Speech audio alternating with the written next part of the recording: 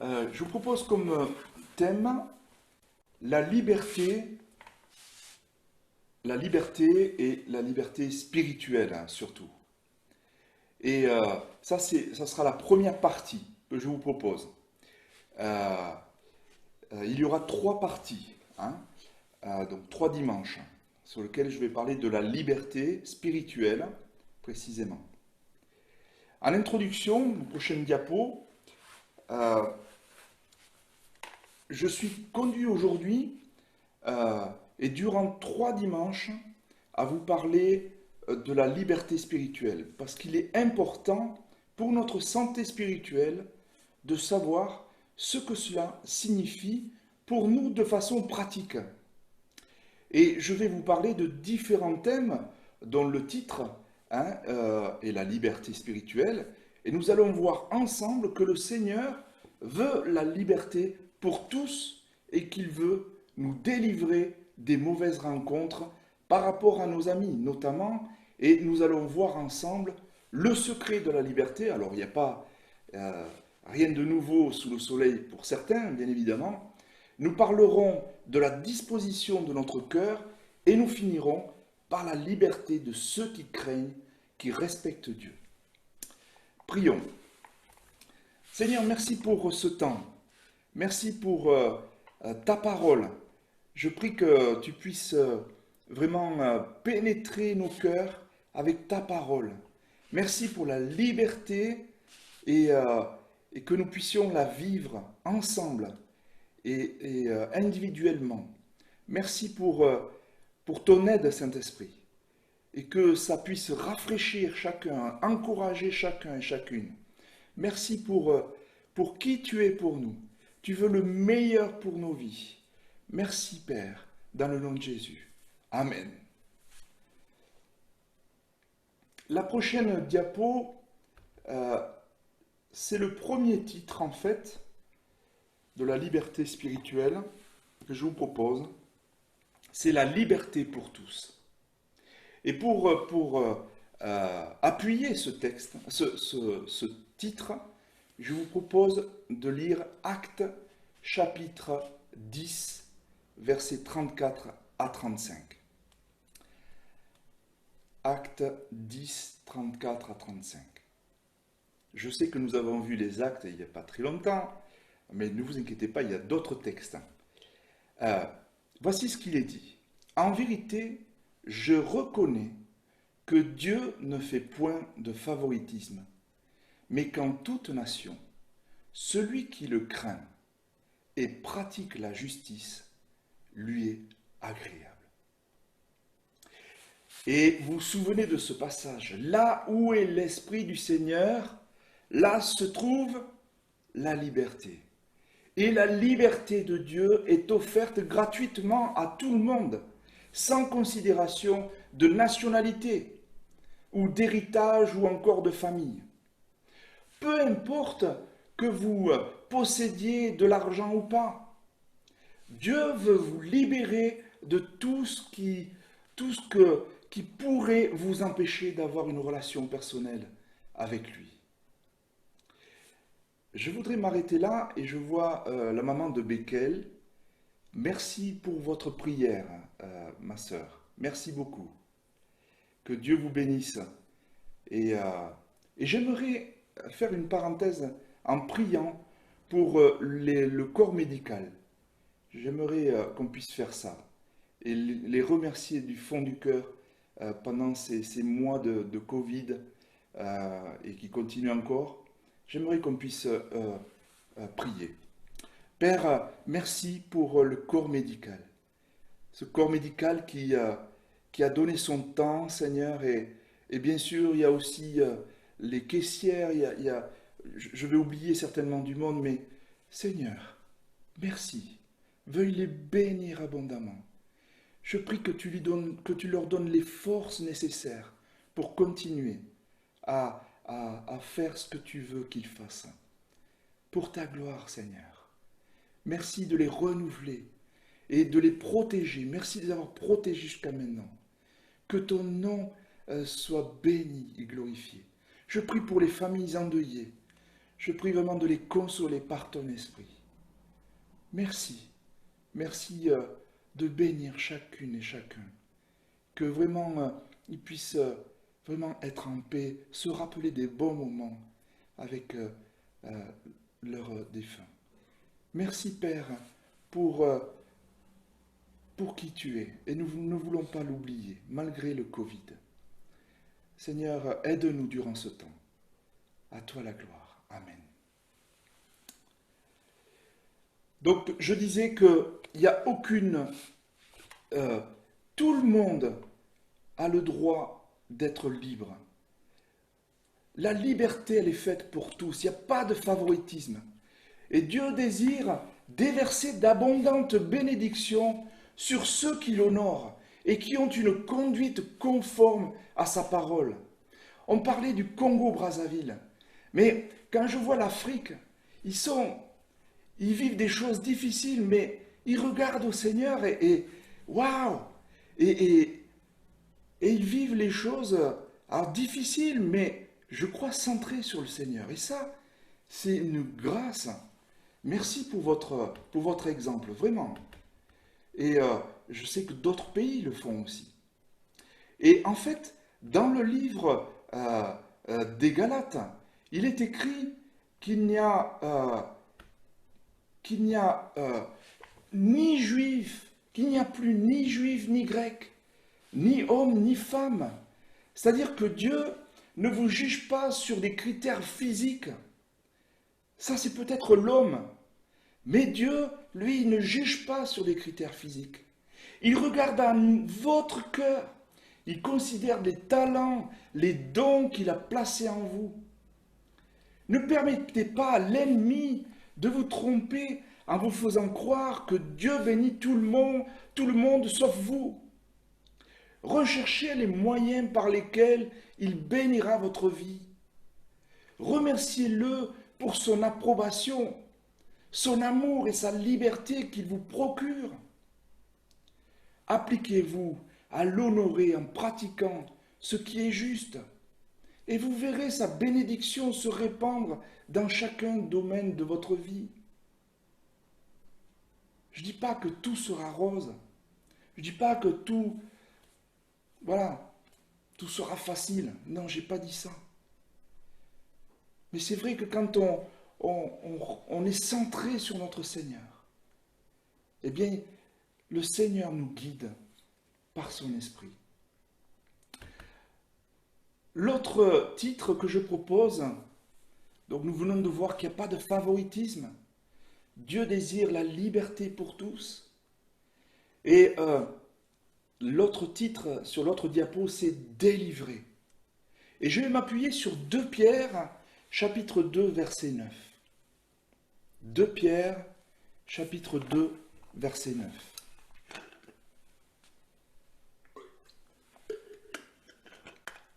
Alors si vous avez vos Bibles, c'est bien aussi de tourner les pages et de pouvoir lire ensemble. Et il est dit, le Seigneur s'est donc délivré de l'épreuve les hommes pieux et réservé les injustes pour être punis au jour du jugement. Pierre, là, nous met en garde contre la présence de nombreux injustes dans le monde. Ces hommes et ces femmes, dit-il, en les comparant à des voyageurs, courent après la chair, pleins de passion, recherchant ce qui est moralement corrompu. Ils n'hésitent pas à débiter la parole, à défier la parole de Dieu ou à rejeter les principes chrétiens. Ils étaient leur vie mauvaise sur la place publique. Ils étalent leur vie mauvaise sur la place publique, sans jamais exprimer le moindre dégoût ou regret. En fait, ils n'ont qu'une envie, c'est d'attirer les autres dans leur filet de tromperie ou d'immoralité. Ils pêchent ouvertement et de façon provocante et n'ont aucun regret aucun respect pour les choses spirituelles, pour Dieu ou sa parole. Ils vivent pour la vie présente sans se préoccuper des conséquences éternelles. La triste vérité, frères et sœurs, chers amis, est que sans Dieu, nous sommes tous corrompus. Et Pierre nous avertit en termes très clairs des différentes façons dont nous pouvons être tentés et séduits. Il nous faut rester vigilants, car nous sommes entourés d'injustes. Frères et sœurs, l'Église est constituée de pierres vivantes. On le verra ça lors du week-end d'église. Est constituée de pierres vivantes, de vous, de chacun de nous. Mais la Bible nous met en garde et nous dit qu'il n'y a pas que dans le monde, il y a aussi dans l'Église parfois des loups. Confrontés à ces tentations constantes, nous pouvons nous sentir submergés. Mais notre situation n'est pas désespérée. Pierre nous rappelle que Dieu est prêt à nous délivrer et à nous aider. Parce que par nous-mêmes, on peut rien. Il nous donne cette responsabilité, le Seigneur, bien sûr, de faire attention à nos vies. Mais l'Esprit nous y aide. Paul, pour sa part, souligne que les tentations auxquelles nous sommes confrontés sont communes à tous les hommes, nous dira la parole vivante. Il nous assure que Dieu est fidèle et qu'il préparera aussi le moyen d'en sortir. Et on voit ça dans 1 Corinthiens chapitre 10, verset 13. Il peut nous aider à discerner les pièges et nous montrer les personnes que nous devons éviter de fréquenter. Et oui, il y a des personnes, ne soyons pas au-dessus de Dieu. Ne soyons pas des sauveteurs. Nous ne sommes pas des sauveteurs. Le seul sauveur, c'est Jésus. Par contre, Dieu nous demande d'aimer les uns les autres, évidemment. Mais ça ne veut pas dire que nous devons être des sauveteurs. Nous ne sommes pas Dieu. Et faisons attention à nos fréquentations. Et laissons-nous conduire par l'Esprit. Et aujourd'hui, prêtez l'oreille à cette mise en garde. Assurez-vous de servir Dieu avec votre pensée, avec votre cœur et votre âme. Recherchez son aide pour rester pur. Assurez-vous de fonder votre vie sur sa parole et de vous conformer fidèlement à ses normes. Sa parole, si vous ne la connaissez pas, je vous invite à la lire jour après jour. Ça va vous nourrir, ça va vous aider dans la vie de tous les jours, à rester centré sur le roi des rois, le Seigneur des seigneurs, notre Sauveur, Jésus. Soyez toujours vigilants, prêts à reconnaître les tentations et à y résister. Et soyez déterminés à défendre la vérité, même devant ceux qui méprisent Dieu ouvertement. Nous passons à un autre titre. Nous avons vu que, Dieu voulait la liberté pour tous, il n'y a pas de favoritisme. Nous avons vu que Dieu veut nous délivrer, vraiment. Et puis, dans une autre diapo, le troisième titre que je propose dans ce thème toujours de la liberté spirituelle, c'est « Connaissez-vous le secret de la liberté ?» Alors pour certains, ça ne va pas être nouveau, mais pour d'autres peut-être. Et je vais m'appuyer sur Matthieu chapitre 18, versets 2 à 4. Matthieu 18, versets 2 à 4. Jésus, ayant appelé un petit enfant, le plaça au milieu d'eux et dit : « Je vous dis en vérité, si vous ne vous convertissez et si vous ne devenez comme les petits enfants, vous n'entrerez pas dans le royaume des cieux.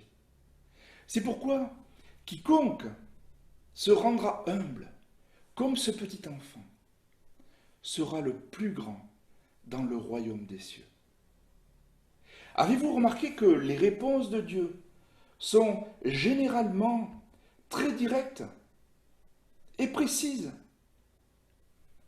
Non pas que ces paroles, non pas que ces réponses soient faciles, mais seulement simples. Comme Matthieu nous le disait tout à l'heure dans la louange. Bien que nous trouvions parfois difficile de lui obéir, nous devons reconnaître que ces solutions sont rarement confuses ou difficiles à comprendre. Frères et sœurs, chers amis, je crois que nous aspirons tous à plus de liberté dans nos vies, n'est-ce pas?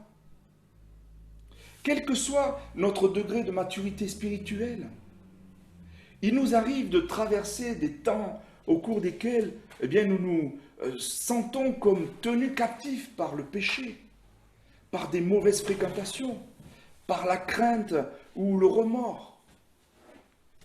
Tant de facteurs peuvent nous empêcher d'expérimenter la liberté dans nos vies. Et j'ai découvert un secret pour être libre. Oh, ce n'est pas de maintenant, bien sûr. Non pas le secret auquel vous n'avez pas accès. J'entends par là une clé qui ouvre les portes de la liberté qui vous était fermée jusqu'à présent. C'est quelque chose qui vous permet de vivre une liberté que vous ne connaissez pas. Il s'agit tout simplement, comme le dit Matthieu, de manifester une confiance semblable à celle de l'enfant. Oui, je sais que vous vous dites peut-être que c'est impossible que ce soit là le secret pour accéder à la liberté, car c'est trop simple, c'est trop facile. Mais rappelez-vous ce que je vous ai dit précédemment. Les solutions de Dieu sont souvent plus faciles qu'on ne le pense. Essayez de vous focaliser un peu sur cette confiance enfantine. Un enfant accorde sa confiance sans condition. Il croit sincèrement que sa mère ou son père vont prendre soin de lui, n'est-ce pas?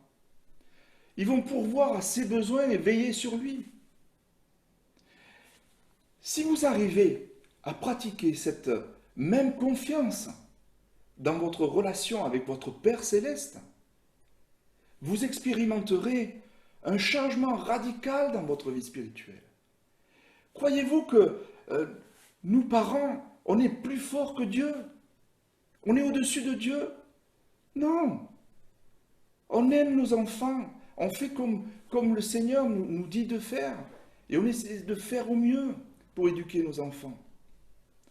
Alors imaginez si nous, parents, nous sommes limités et Dieu illimité. Imaginez le Père combien il veut nous aimer encore plus. Et nous, on se dit que notre Père prend soin de nous. Il pourvoit nos besoins et veille sur nous. Merci Seigneur. Est-ce qu'on n'a pas de quoi le remercier?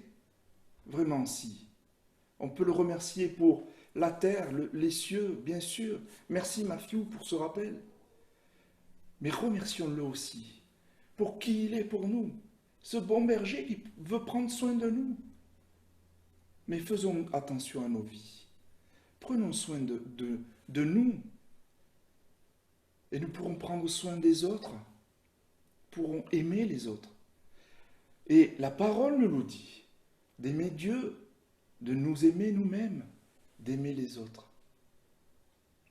Lorsque vous avez mis votre confiance en Dieu, vous ne vous souciez pas du lendemain. La confiance vous libère aussi de vos erreurs passées. Elle vous garde des tracas matériels ou financiers et vous permet de ne pas vous soucier de ce que les autres pensent de vous. La confiance en Dieu fait de vous une personne pleine d'assurance, qui ne sera plus dépendante de choses comme l'alcool, les drogues ou même la perversité sexuelle. La force, la sagesse, la provision et la protection de Dieu sont à notre disposition, à condition que nous lui fassions pleinement confiance. La prochaine diapo que je vous propose avec le titre suivant, c'est la disposition de cœur qui vous rendra libre. Et pour cela, nous allons prendre Proverbes, chapitre 4, verset 23. Garde ton cœur plus que toute autre chose, car de lui viennent les sources de la vie. Mon cœur est malade tout comme le vôtre certainement. Je ne parle pas de notre cœur physique, mais de notre âme, notre intellect, notre volonté, nos émotions, qui est le cœur de notre vie intérieure. Et c'est vrai que nous sommes limités. Celle-ci est plus importante que n'importe quoi d'autre, parce qu'elle est basée sur nos pensées et sur nos attitudes, et que celle-ci détermine comment nous vivons. La vraie vie est celle qui est au-dedans de nous. Ce ne sont pas nos circonstances. Ce n'est pas nos émotions qui doivent nous conduire. Bien que les émotions sont importantes. Ce ne sont pas nos circonstances. C'est pas quand le soleil est là que tout va bien. C'est quand la pluie, quand le brouillard il est là, quand nous avons des difficultés. La vraie vie est celle qui est au-dedans de nous. Ce ne sont pas nos circonstances, comme le lieu où nous habitons, le métier que nous exerçons ou les personnes que nous fréquentons, etc. La paix et la joie véritable viennent de l'Esprit de Dieu, en nous, et non de ce qui est autour de nous. Et quand le cœur est en règle avec Dieu, c'est incroyable comme l'on peut être paisible, satisfait et même heureux au milieu de situations difficiles et de l'agitation. Je suis sûr que vous avez expérimenté ça. Et pour d'autres, vous allez l'expérimenter. Matthieu, chapitre 5, verset 8, nous dit que ceux qui ont le cœur pur verront Dieu. Et Proverbe 4, verset 23, comme nous l'avons lu, nous exhorte en ces termes, « Garde ton cœur plus que toute autre chose, car de lui viennent les sources de la vie. » Ce dernier texte montre clairement qu'il est de notre responsabilité de garder notre cœur. Et nous devons le faire souvent. Je dirais chaque jour. Parce que chaque jour est à de multiples reprises, il peut s'y introduire quelque chose qui n'est pas pur et agréable à Dieu. Et pour vérifier l'état de notre cœur, il est utile d'analyser nos motivations. Celles-ci révèlent le pourquoi de nos actes, qui est en fait beaucoup plus important pour Dieu que les actes eux-mêmes, quelque part. Si nous sommes vraiment honnêtes avec nous-mêmes, nous admettrons que c'est souvent le désir d'impressionner les autres ou pour nous faire voir des autres, ce qui nous pousse à agir comme nous le faisons. Peut-être, c'est à vous de le dire dans votre cœur. Il n'y a aucun jugement de ma part. C'est juste des interrogations. Mais j'ai appris un secret précieux encore. Lorsque nous n'avons plus besoin d'impressionner autrui et que nous vivons pour plaire à Dieu et obéir à son appel, nous sommes vraiment libres d'être comme Dieu nous veut et de profiter de la vie. Merci Seigneur. Réfléchissez un peu. Si votre emploi du temps est trop chargé, est-ce parce que Dieu vous donne trop de responsabilités? Ou parce que vous voulez à tout prix faire ce que vous pensez que les autres attendent de vous? Vous est-il déjà arrivé de dire, eh bien, un tel s'attend à ce que je fasse ça? Alors, je le fais. Ou peut-être craignez-vous que quelqu'un ne soit fâché ou déçu de vous si vous ne répondez pas à son attente. Cela m'est arrivé. Je n'ai réussi qu'à être malheureux et parfois à en vouloir à la personne. Et ce n'est pas la bonne manière de faire. Et au fur et à mesure que j'ai progressé dans ma relation avec Dieu, il m'a montré ce que signifie avoir un cœur comme le sien. Il est un Dieu de grâce, de miséricorde, de vérité, de compassion et de générosité. Tout ce qu'il nous demande de faire vise notre bien et non le sien. Quel que soit l'état de votre cœur, si vous faites confiance à Dieu, il peut le guérir et le rendre semblable au sien. Amen. L'autre titre et dernier titre que je vous propose sur l'autre diapo. La liberté de ceux qui vivent pour Dieu. Et pour m'appuyer, je vais m'appuyer sur un texte dans la Bible, dans le Nouveau Testament, Jean 13, verset 5.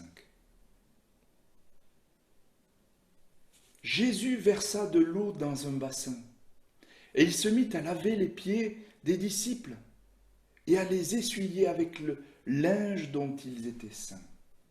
C-E-I-N-T. Jésus savait qui il était, d'où il venait et où il allait. C'est ce qui lui a permis d'ôter ses vêtements, de prendre un linge et de laver les pieds de ses disciples. Pouvez-vous imaginer la liberté qui serait la nôtre si nous vivons simplement pour Dieu, sans nous inquiéter de ce que les autres pensent de nous? Quel bonheur ce serait de savoir que vous n'avez rien à prouver et d'accepter d'être celui ou celle que Dieu a voulu que vous soyez. Vivre pour Dieu est synonyme de liberté pour moi. Je veux glorifier Dieu, que je sois en train de faire des courses, que je reste seul à la maison ou que je sois au travail. Quel que soit l'endroit, je veux remercier Dieu pour qui il est. Je ne veux pas faire mes courses quand je prie. Seigneur, je veux ceci, je veux cela. Non, remercions Dieu pour qui il est pour nous. Je veux que ma vie soit toute entière et centrée sur lui. Et c'est normal, c'est une normalité. Il s'est donné à nous. Il s'est donné, il a pris notre place à la croix. On l'a chanté, on l'a loué tout à l'heure. Je suis alors ce que je peux et ne peux pas faire.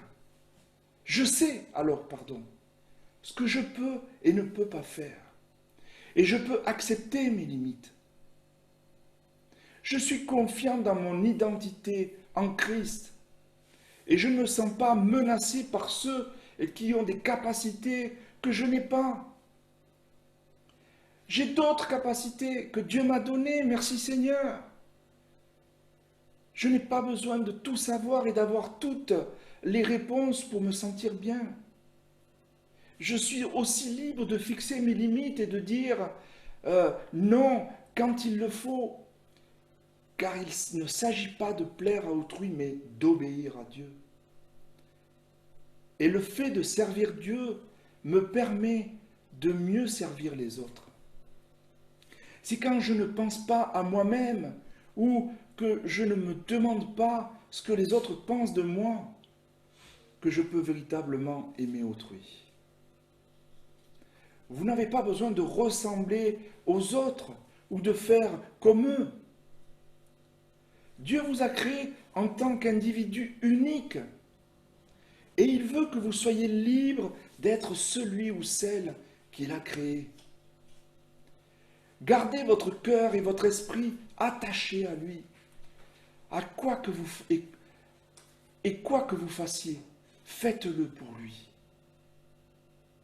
Une vie de liberté est une vie dont il est le centre. Amen. Je n'ai pas dit qu'il ne fallait pas écouter les autres. On peut écouter les autres.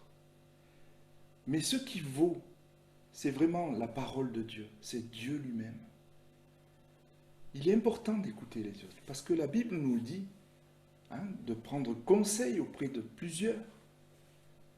Ceux qui aiment Dieu, évidemment. Enfin, pour conclure,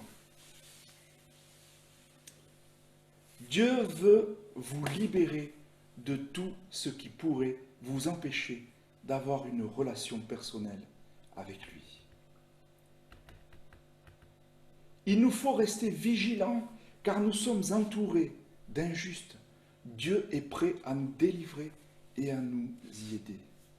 Il peut nous aider à discerner les pièges et nous montrer les personnes que nous devons éviter de fréquenter. Soyez toujours vigilants, prêts à reconnaître les tentations et à y résister.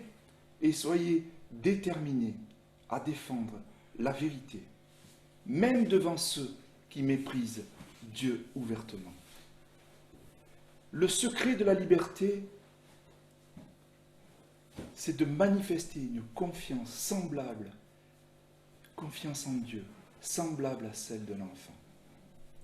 La force, la sagesse, la provision et la protection de Dieu sont à notre disposition, à condition que nous lui fassions pleinement confiance. La paix et la joie véritable viennent de l'Esprit de Dieu en nous et non de ce qui est autour de nous. Il est de notre responsabilité de garder notre cœur. Lorsque nous n'avons plus besoin d'impressionner les autres et que nous vivons pour plaire à Dieu et obéir à son appel, nous sommes vraiment libres d'être comme Dieu nous veut et de profiter de la vie. Quel que soit l'état de votre cœur, si vous faites confiance en Dieu, il peut le guérir et le rendre semblable au sien. Vivre pour Dieu est synonyme de liberté pour moi. Je suis confiant dans mon identité en Christ et je ne me sens pas menacé par ceux qui ont des capacités que je n'ai pas. Le fait de servir Dieu me permet de mieux servir les autres. C'est quand je ne pense pas à moi-même ou que je ne me demande pas ce que les autres pensent de moi que je peux véritablement aimer autrui. Enfin, gardez votre cœur et votre esprit attachés à lui. Et quoi que vous fassiez, faites-le pour lui. Une vie de liberté est une vie dont il est le centre. Prions.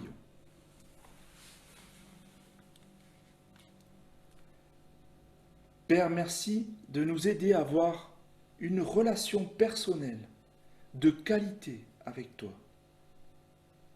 Merci pour ton esprit. Seigneur, merci de nous donner le discernement quant aux pièges des personnes injustes et aux tentations.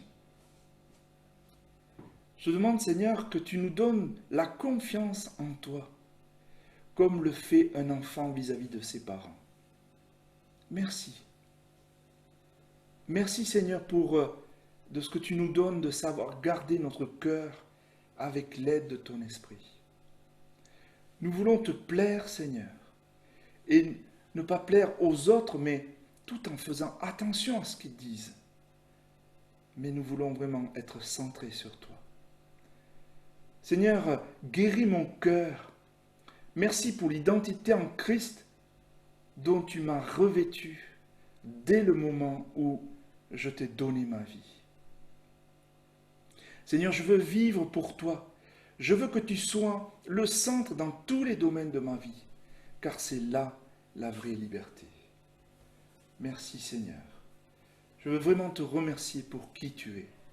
Merci de bénir ton Église, qu'elle soit libre, libre, libre de la liberté que tu leur donnes, que tu nous donnes. Merci Seigneur de nous protéger. Vraiment, merci de protéger nos familles respectives, nos amis. Merci Père, dans le nom de Jésus. Amen.